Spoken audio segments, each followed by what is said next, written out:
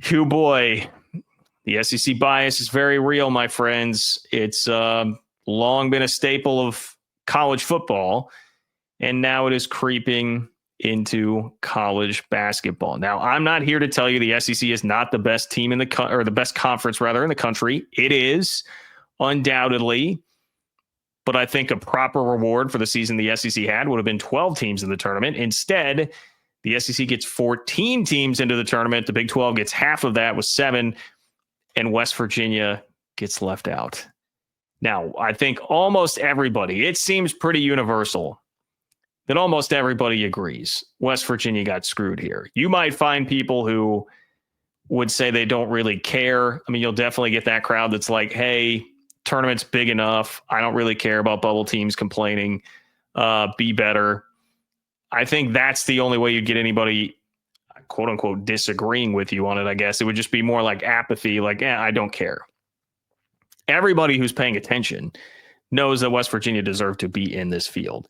And when you have it juxtaposed against the SEC, and when I talk about the SEC, it's Texas and Oklahoma, which of course ties right back into the Big 12. That digs that knife a little bit deeper.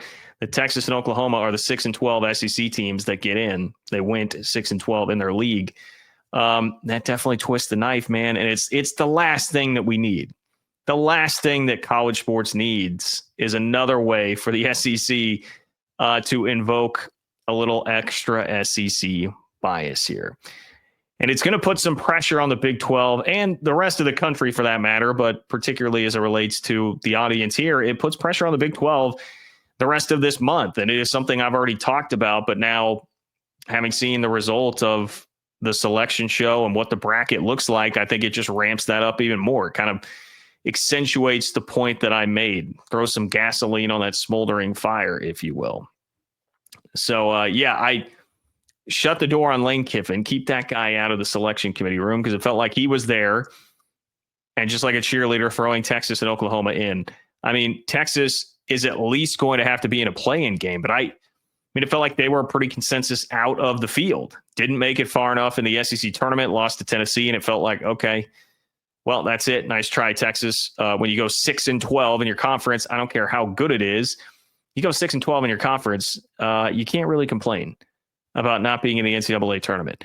My other theory on Texas is there somebody on the selection committee who is the athletic director of a school that is afraid of their coach getting poached by Texas if Rodney Terry gets fired? That's the only other thing I could think of, right? Because, it feels like Rodney Terry might get fired, and missing the NCAA tournament perhaps would have been the final nail in the coffin. Maybe this doesn't even save him. They could flame out and lose in the playing game, and there you go. It's over. That's the only other theory I got, guys, as to how that happens. But even more ridiculous than that, it's a little probably sexier to talk about the Texas part of this, but don't let Oklahoma fly under the radar, man. Oklahoma also went 6-12 in the SEC, and they got a 9 seed. Like, Oklahoma they're not going to a play-in game. They're not even, Oklahoma being on the 10 line, I would have been a little bit like, okay, that's annoying. 6-12 in their conference, and they're not going to have to be in a play-in game and make the NCAA tournament. No, they got a 9 seed. The committee clearly made a statement about how much they value the SEC. I mean, I don't think there's any real disputing that, but I don't have to agree with it. Which, once again, the SEC being the best conference in the country, getting 12 teams in, that's plenty of respect. That's an appropriate amount of respect paid to the SEC. But this brings back so much of the football conversation, right? Where it's like, look, you can be the best no one's saying that you're not the best conference, or at least like this year in the conversation for best conference. What we're saying is you don't deserve this crazy over the top treatment that is so far out in front of everybody else. And, just taking too far, taking too much leeway too far. West Virginia, looking at this, went 10-10 in its league. And I know the Big 12 was not as deep and consistently good as the SEC this year. I would not try to tell you that, but they were 4 games better in the league. They went 10-10, and 10-10 in the Big 12 should be enough to get you in, as long as you don't have a disaster K-State level non-conference, for example. Meanwhile, West Virginia had 6 quad 1 wins. mean, they had 6 quad one wins in conference play. Beat Iowa State, won at Kansas. Couple of huge wins there, difficult wins. I know Allen Fieldhouse is not quite what it has been this year with the Jayhawks, but still a tough place to go win. And then beating Iowa State, it was a 3 seed. And in the non-conference, they did plenty of work. If the objective here is to go play difficult non-conference games and win games there, West Virginia beat Gonzaga. West Virginia beat Arizona, both on a neutral floor. And I know I'm lumping that in with non-con. It was a non-con game on a neutral floor against Arizona. 6 quad one wins for West Virginia. What are we doing here? 6 quad one wins, a good non-conference schedule, and 10-10 in the Big 12. Like, how is that not getting you in?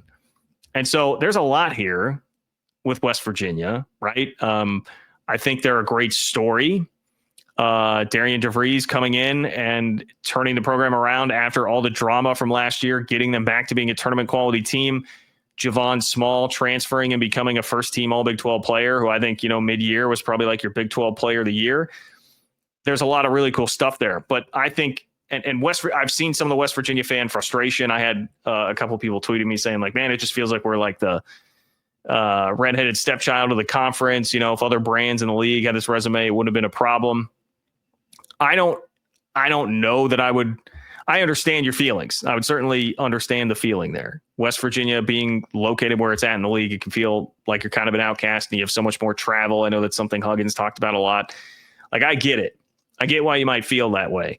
I don't know if that really had all that much to do with it, but if we're just going to talk about the reality of the situation, like, this should be something Brett Yormark is all over, like parading around how ridiculous this is and making a big point to say that this should not happen, because take away the WVU, take away the colors, and just this resume, a Big 12 team that had 6 quad one wins, that beat Gonzaga and Arizona in non-conference play and went 10-10 in the league with a win in Allen Fieldhouse. Like, that resume cannot be left out of the NCAA tournament.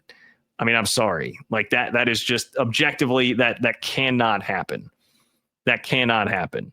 And I know I'm focusing a lot of this early discussion on Texas and Oklahoma. I will get to the specific North Carolina comparison here in a moment, because that is the most ridiculous and it's the most glaring, because North Carolina was the last team into the field, West Virginia, the last team out of the field.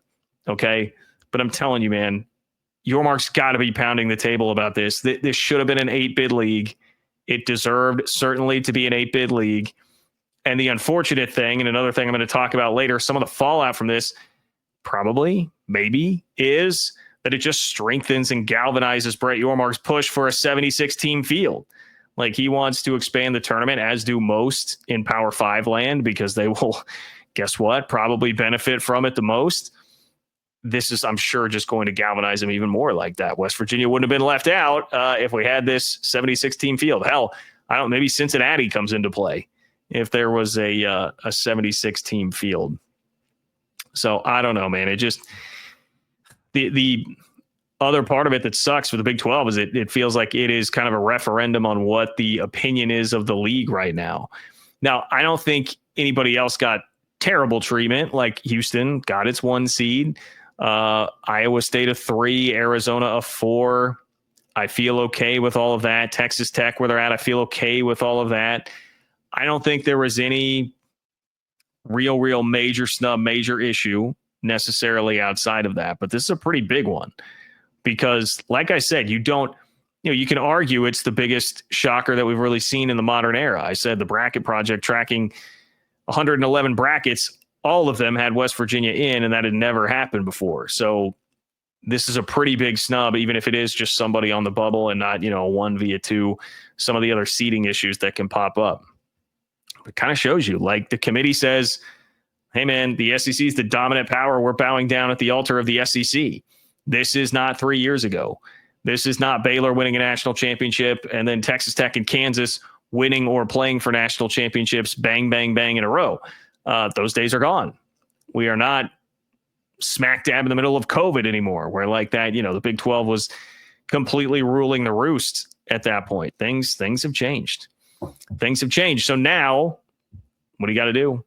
You got to go win games. I mean, the Big 12's got to go win games has to capitalize and deliver in the tournament this year. The most pressure will be on Houston. They're a 1 seed. That's going to be expected of them.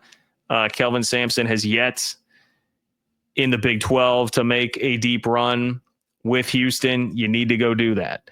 Iowa State. I know it's going to be they have injury issues. It sounds like Taman Lipsey is going to come back, but Keyshawn Gilbert will be out. So that's a tough blow, but Iowa State's got enough there to still make a second weekend run. Go make that happen. I mean, Texas Tech, BYU, good opportunity for BYU, although that's a tough as hell first round game. And I know BYU fans are not really happy about probably dropping from a 5 to a 6 just to be able to play Thursday, Saturday. It's just part of the deal. Obviously there are bigger things at play there.